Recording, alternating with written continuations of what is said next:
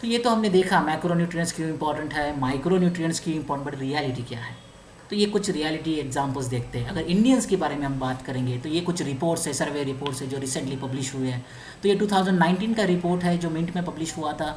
तो ये अगर आप देखेंगे तो इसमें लिखा है Indians are a long way away from an ideal diet. मतलब क्या, इंडियन लोग जो आइडियल मतलब हेल्दी डाइट होना चाहिए उससे बहुत दूर जा चुके हैं। क्यों जा चुके हैं? क्योंकि हमारी मॉडर्न लाइफस्टाइल और पर्टिकुलरली शहरों में ये ज़्यादा हो रहा है गाँवों के कंपैरिजन में। क्योंकि शहरों में लोगों को पैसा भी ज़्यादा मिल रहा है, जॉब्स करने की वजह से उनकी लाइफस्टाइल भी बहुत बिजी हो रही है, और पैसे ज़्यादा अर्निंग ज़्यादा होने की वजह से उनको पैसे स्पेंड करने के लिए बहुत अलग अलग तरीके मिल जाते हैं। या फिर मॉल में जाना हो, होटलिंग पे जाना हो, फास्ट फूड हो, जंक फूड हो, अल्कोहल ड्रिंकिंग हो, ये सब हैबिट्स उनको लग रही है। उसकी वजह से ये हेल्दी डाइट से बहुत दूर दूर दूर जा रहे हैं। और वो क्या है, हेल्दी डाइट से दूर जा रहे हैं मतलब क्या हो रहा है? तो वो कार्बोहाइड्रेट्स एंड फैट्स बहुत ज़्यादा खा रहे हैं जो हमें बहुत कम खाना चाहिए। मैंने पहले ही बोला था कार्बोहाइड्रेट जितना आप ज़्यादा खाओगे, जो एक्सेस कार्बोहाइड्रेट बॉडी में बचेगा वो सब के सब फैट में कन्वर्ट करके स्टोर किया जाता है। अब आपको कार्बोहाइड्रेट उतने ही खाने हैं जितने आप कंज्यूम कर सकते हो। अगर आप एक्सरसाइज नहीं कर पा रहे हो, अगर आपकी बॉडी मूवमेंट बहुत कम है, आप बहुत सिटिंग या फिर आइडल जॉब कर रहे हो, तो उस केस में आपकी रिक्वायरमेंट बहुत कम है। अगर आपकी रिक्वायरमेंट कम है और आप ऊपर से ज़्यादा कार्बोहाइड्रेट खा रहे हो, स्पाइसी तला हुआ फूड जंक फूड खा रहे हो, तो ये फैट भी डंप हो रहा है, कार्बोहाइड्रेट्स भी आपके बॉडी में डंप हो रहा है, और इसकी वजह से आप हेल्दी डाइट से दूर जा रहे हो। तो जो मैक्रो न्यूट्रिएंट्स आपको ज़िंदा रखने के लिए इंपॉर्टेंट है, वही मैक्रो न्यूट्रिएंट्स आप गलत तरीके से और गलत प्रोपोर्शन में खा रहे हो, इसलिए आपको वही मैक्रो न्यूट्रिएंट्स आपके बॉडी को किल कर रहे हैं। और जो प्रोटीन्स जो एक्चुअली सबसे ज़्यादा खाना चाहिए वो हम कम खा रहे हैं। तो इसकी वजह से इंडियंस आर लॉन्ग वे, मतलब ये बहुत दूर जा रहे हैं हेल्दी डाइट से। अगला अगर रिपोर्ट हम देखेंगे वो भी शायद रिसेंटली पब्लिश हुआ है, जिसमें अगर आप देखेंगे जो शहरों के बारे में बात करता है, तो जो शहरों में रहने वाले इंडियन लोग हैं उनके बारे में बात करता है। तो शहरों में जो रहने वाले लोग हैं, इंडियंस हैं, उनमें लगभग 73% इंडियंस में प्रोटीन की डेफिशिएंसी पाई गई है। ये बहुत ही बड़ा नंबर है। मतलब 100 में से 73 लोग प्रोटीन का सही प्रोपोर्शन में सेवन नहीं कर रहे हैं, या उनको डाइट में वो नहीं मिल रहा है। तो ये, और प्रोटीन्स बॉडी बिल्डिंग के लिए कितनी इंपॉर्टेंट मैंने आपको पहले ही समझाया है। तो प्रोटीन्स को ज़्यादा खाना चाहिए, वो कम हो रहे हैं, और कार्बोहाइड्रेट फैट्स को कम खाना चाहिए, उसको हम ज़्यादा खा रहे हैं। तो ये कंप्लीटली हम हेल्दी डाइट से अनहेल्दी डाइट की तरफ जा चुके हैं। और ये कुछ और नंबर्स है, अगर आप इसके ऊपर भी ध्यान दोगे तो आपको समझ में आएगा। ये बहुत चौंकाने वाले नंबर्स हैं। जैसे कि 73% डाइट्स जो है हमारा, वो तो मैंने बोला कि प्रोटीन डिफिशिएंट है, मतलब उसमें प्रोटीन्स कम है। बट 93% लोगों को ये पता ही नहीं है कि हमें कितना प्रोटीन लगता है या फिर हमें कितना प्रोटीन खाना चाहिए। लगभग 84% जो वेजिटेरियन लोग हैं उनके डाइट में प्रोटीन कम है। नॉन वेजिटेरियन लोगों को कभी कभी गलतफहमी रहती है कि भाई हम तो नॉन वेज खाते हैं, नॉन वेज तो प्रोटीन का बहुत अच्छा सोर्स है, तो डेफिनेटली हमें तो कोई प्रोटीन की डिफिशियंसी नहीं होगी। बट इस केस में भी चौंकाने वाला नंबर है, लगभग 65% नॉन वेजिटेरियन लोगों में भी प्रोटीन की कमी पाई गई है। और 97% शहरों में, ये सब नंबर जो है वो शहरों में रहने वाले लोगों के हैं।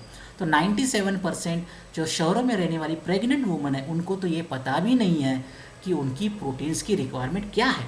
तो इतना सारा अज्ञान हमारे यहाँ भरा पड़ा हुआ है, और इसी की वजह से हम हेल्दी डाइट से अनहेल्दी डाइट की तरफ जा रहे हैं। और इसका क्या होगा? इसका डेफिनेटली अच्छा तो रिजल्ट नहीं निकलेगा।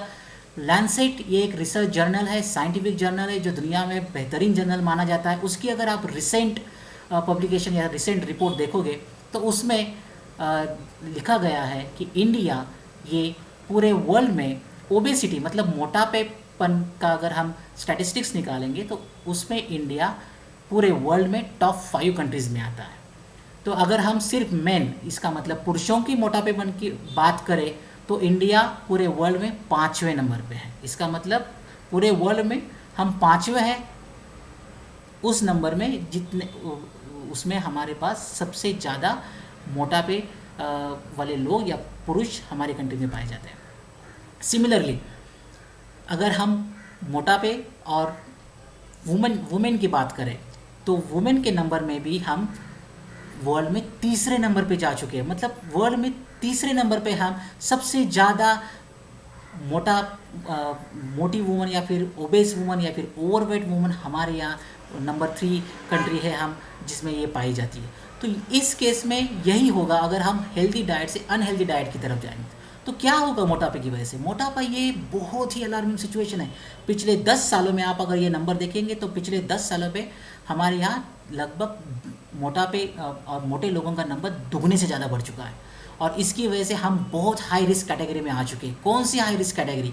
High risk category for heart diseases, high risk category for cancer, high risk category for diabetes, osteoarthritis, blood pressure as well as sleep disorders. तो ये सब बीमारियों में अब इंडियंस बहुत ही ज़्यादा ससेप्टेबल बन चुके हैं। इन सब बीमारी जैसे ही आप मोटापा आपको हो जाता है, ये जैसे ही आप मोटे बन जाते हो, इन सब बीमारियों के लिए आप ससेप्टेबल बन जाते हो। ये सब बीमारियां आपको हो सकती है, डायबिटीज़ से लेके कैंसर तक सब बीमारियां आपको हो सकती है। तो ये अच्छी बात नहीं है। तो ये मोटापा, और उस मोटापे में हम पूरे वर्ल्ड में टॉप 5 में आ चुके हैं।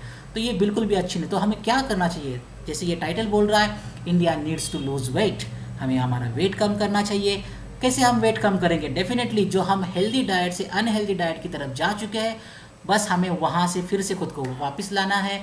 हमें यू टर्न लेना है। हमें अनहेल्दी डाइट से हेल्दी डाइट के ऊपर आना है। अपने आप हम लोगों का मोटापापन कम हो जाएगा। जैसे ही मोटापापन कम हो जाएगा, अपने आप हम हाई रिस्क कैटेगरी से हट जाएंगे। बट ये इतना आसान नहीं है जितना सुनने में लगता है। तो ये तो हमने मैक्रो न्यूट्रिएंट्स के बारे में बात किया, उसमें तो हम गड़बड़ कर ही रहे हैं। वो तो हमें ज़िंदा रखने के लिए चाहिए, बट हम अब उनको अब इस प्रोपोर्शन में ले रहे हैं कि वो हमें मार रहे हैं। तो जो मैक्रो न्यूट्रिएंट्स हमें ज़िंदा रख रहे थे, वही मैक्रो न्यूट्रिएंट्स अब हमें मार रहे हैं। We are killing our self by our diet habits. So वो हमें रोकना पड़ेगा। सिमिलरली माइक्रो न्यूट्रिएंट्स के बारे में भी अच्छा स्टैटिस्टिक्स नहीं है हमारा। अगर कुछ रिसेंट रिपोर्ट्स आप देखोगे तो 10 में से 7 इंडियंस ये विटामिन डेफिशिएंट पाए गए। ये भी बहुत अलार्मिंग सिचुएशन है। अगर 10 में से 7 इंडियंस अगर विटामिन डेफिशिएंट है, तो कैसे हमारी बॉडी प्रोटेक्ट करेगी खुद को? किस तरह से आप ज़्यादा लाइफ जी पाओगे?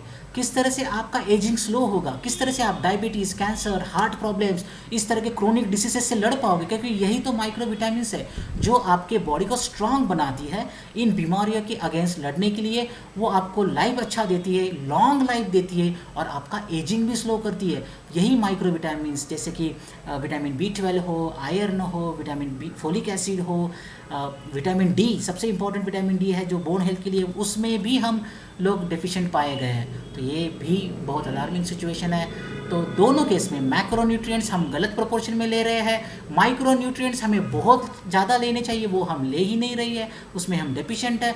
इन दोनों केस में हम अनहेल्दी लाइफस्टाइल की तरफ काफ़ी आगे तक बढ़ चुके हैं। तो ये पूरे के पूरे एपिसोड का अगर मैं एब्स्ट्रैक्ट निकालने की कोशिश करूँ तो सिंपल है। मैक्रो न्यूट्रिएंट्स जो आपके बॉडी को ज़िंदा रखने के लिए या काम करने के लिए इंपॉर्टेंट है, उसका सही इस्तेमाल with the help of healthy diet, और माइक्रो न्यूट्रिएंट्स इनका कंटिन्यूस और सही प्रोपोर्शन में बट कंटिन्यूस मैनर में हम बॉडी को प्रोवाइड करना, फिर उसका इस्तेमाल करना उतना ही इम्पोर्टेंट है। अगर इनको हम बैलेंस किए जाए, इसी को अगर हम healthy diet and for example micro nutrients की डाइट सप्लीमेंट्स, क्योंकि शायद आपको वो डाइट के थ्रू नहीं मिल पाए, तो उस केस में अगर हम सप्लीमेंट्स एंड हेल्दी डाइट इनका कॉम्बिनेशन अगर कर पाएंगे तो डेफिनेटली आप अपने बॉडी को अच्छा खासा न्यूट्रिएंट प्रोवाइड कर सकते हो, जिसकी वजह से आप अच्छा हेल्दी लिविंग अचीव कर सकते हो। तो शायद यही आज का मैसेज है। अगर आपको आज का एपिसोड अच्छा लगा है तो प्लीज़ लाइक कीजिए, सब्सक्राइब कीजिए,